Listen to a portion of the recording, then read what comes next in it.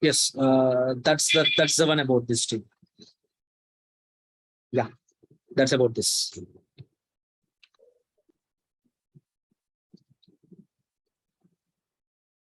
So let's come to this one again.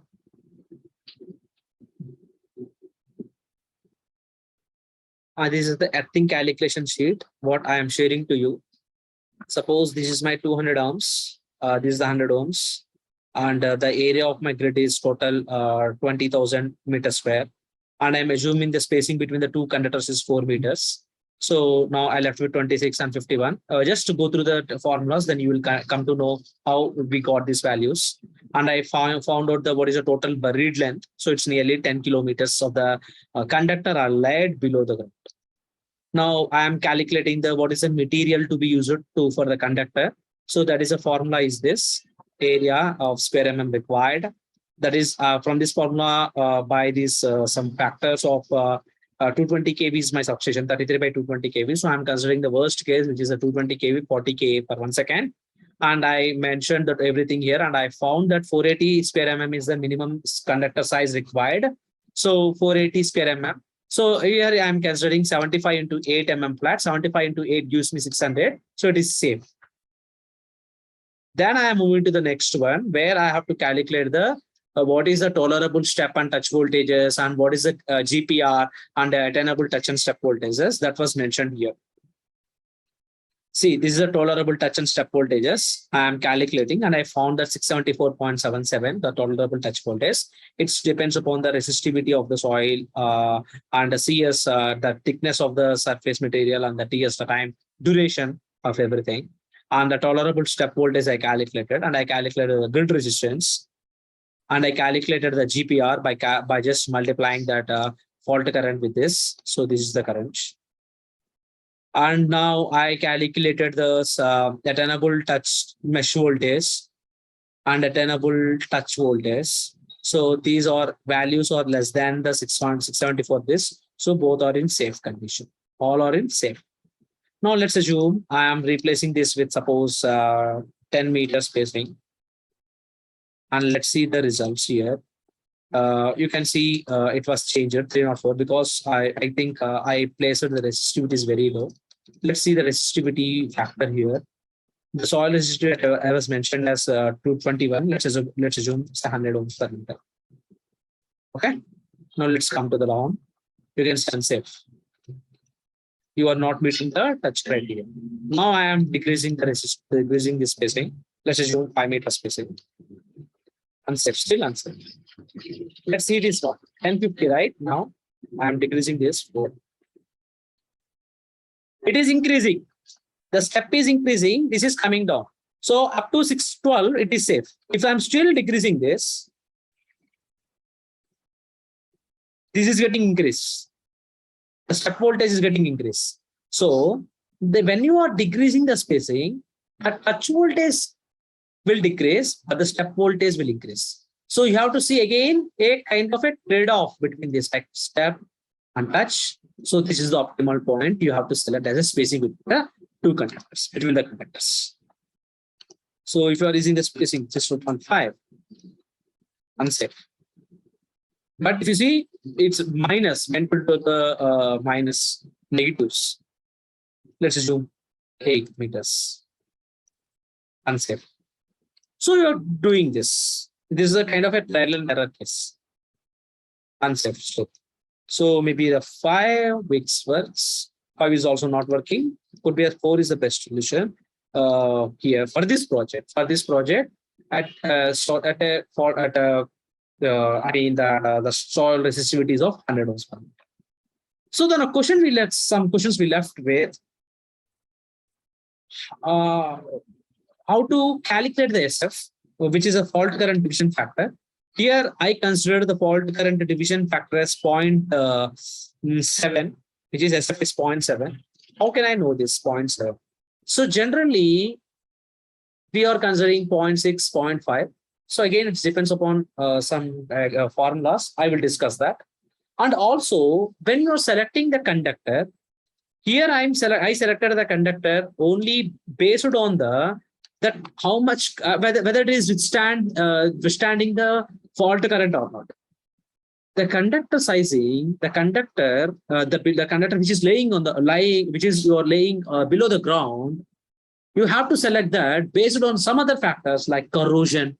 There is some corrosion effect, right? You have to select the conductor based on those things also. So let's see those in a way.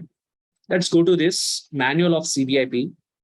You can see this CBIP manual. Here, you can see that some factors. Mechanical ruggedness of the conductor. From the consideration of the mechanical ruggedness on easy installation, the maximum width to thickness ratio of the steel flash, mild steel, for a grounding conductor should be 7.5, such that thickness of the flat is not less than 3 mm. It means that even if the thickness, I'm talking about the thickness, it should not be less than 3 mm. Okay. And the standard sizes generally, and also it was mentioned that some cases they are using some steel rods, there the diameter should not be less than 5 mm because of to maintain the mechanical ruggedness and easy installation. And these are the some standard size conductors generally use it. 75 into 12, 65 into 8, depends upon this. And one more factor, a corrosion. Generally, on an average, the steel corrodes about 6 times as fast as the copper when it placed in the soil. So you have to consider some factor when you are selecting this. Generally, if you are looking into the soil resistivity and the corrosion, see here one more thing, challenging thing is, if you are selecting a soil having the resistivity less than 25 ohms, you can attain the grounding resistivity. You can attain those limits, those criteria, step and voltage, step and touch voltage criteria. You can meet that, but you have to compromise. You are having a challenge on corrosion, severely corroded. If your soil resistivity having a good, then you are well safe with the corrosion, very mildly corroded. So when you are sizing this conductor, you have to consider some factor for the corrosion too. So this is the reason generally we are having some kind of a cathodic protections thing, right? So generally they are meant to against the excessive corrosion, provide cathodic protection or use current conducting corrosion resisting coating on the steel like a zinc coating, galvanized coatings, or use steel conductor with a large cross-sectional area having some allowance. It like suppose if you're not going for the 2 steps, like coating everything, it's better to go with this thing. Then it was mentioned that in case if you're laying the conductors having a resistivity greater than 100 ohms, no allowance is required. If your soil resistivity is between the 25 to 100 ohms, 15% allowance is required. It seems that in our calculation, we selected 480 square mm. Then if your resistivity is 25 to 100, better to consider 480 into 15% tolerance, like 15%, like 72. So 480 plus 72. So 552, you selected 600. It is a very good, because you already considered the corrosion allowance also in this. So you should not consider 75 into 6 flat here. 65 into 8 flat, maybe for whatever the size you are getting. Right? 520. You cannot select this because take the corrosion factor also into this. So 75 into 8 is the best option for this by considering the corrosion factor. And if your soil resistivity is less than 25 ohms, generally consider 30% as a tolerance. So this is the some tolerance we have to maintain mentioned in the CBIP guidelines. And come to the grade, current, IG. As I said, When you are this decrement factor, the fault current decrement factor DF is a functionality of my TC component. So the fault duration, if suppose it is totally depends upon the duration of the fault. If the fault duration is very low, decrement factor is 1.65. 0.5 and more, take the decrement factor as 1. So generally, our decrement factor is mostly as 1. And SF, which is a current division factor. This is depends upon these factors. Very important to team. I have received this question in many of the interviews. The SF is depends upon what parameters? Location of the fault, magnitude of the station earthing mat resistance, buried pipes and cables in the vicinity of a directly connected or both to the station earthing system, overhead ground wires are neutral conductors. So if you want to calculate this SF, we are having these formulas. Generally, this SF is depends upon the combined equivalent resistance of overhead static wire network. Because why I am talking about overhead, the fault, whenever fault occurred, it's majorly coming from the outside of the substation. So it's traveling from this, or maybe from the lightning. So overhead is the main thing, static wire. That by overhead static ground wire plus station ground resistance to the remote. So this, when you are doing this and by this, so this is the one, EX1 by X1 plus this, and this is the line to the ground, this is the case. So you have to calculate this. So then you will get the SF. And our resistivity of the soil, we discussed it, like gravel, average value of resistivity, this we discussed it. And these are the formulas we already discussed it, same one IEEE 1. And I want to show you some thing here that is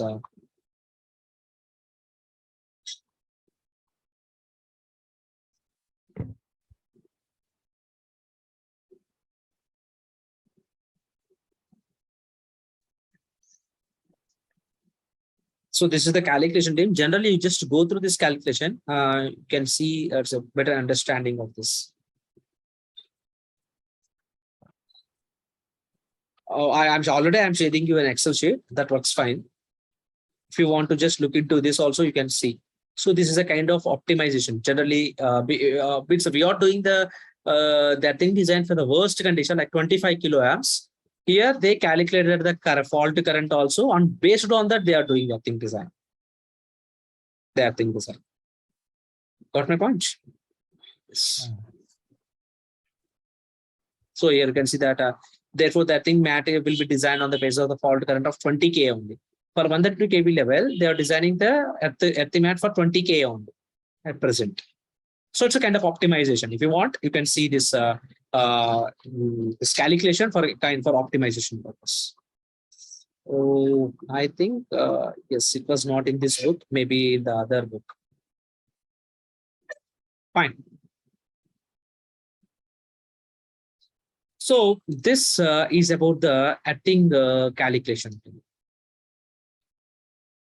So again, I'm just repeating this. What is the criteria? Here I am showing. Earthing system shall be designed for the maximum fault current at switchyard area without exceeding any operating or equipment limits or adversely affecting continuity of the service or within the vicinity of the grounding facilities. Is not exposed to the danger of electrical conduction.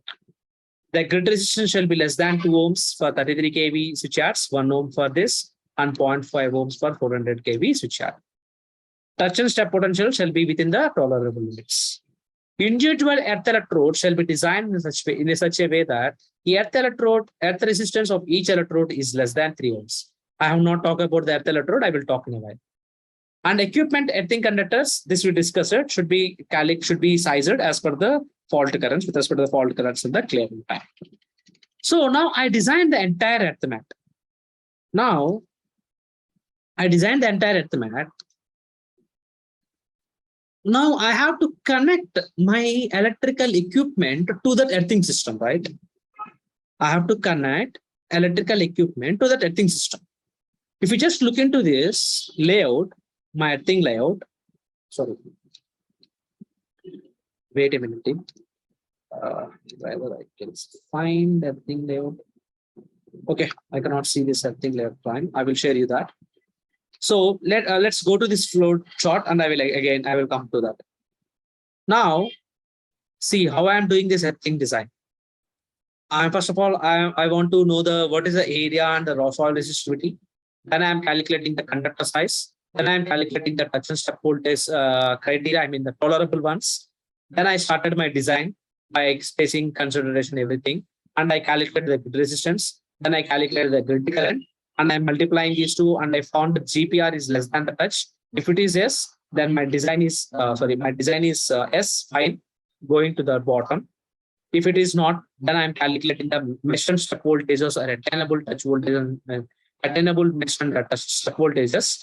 And I'm checking whether the mesh voltage is less than touch voltage and step voltage is less than touch. If both are fine, then the design is complete. If not, I have to tune the parameters. What are the parameters I'm tuning here? I'm tuning the depth and the length of the conductor, spacing, everything. Yeah, or if you are not able to do this, then you have to go for the soil treatments or land extension kind of things. And I want to leave these general points to you for it's a kind, just read these general points.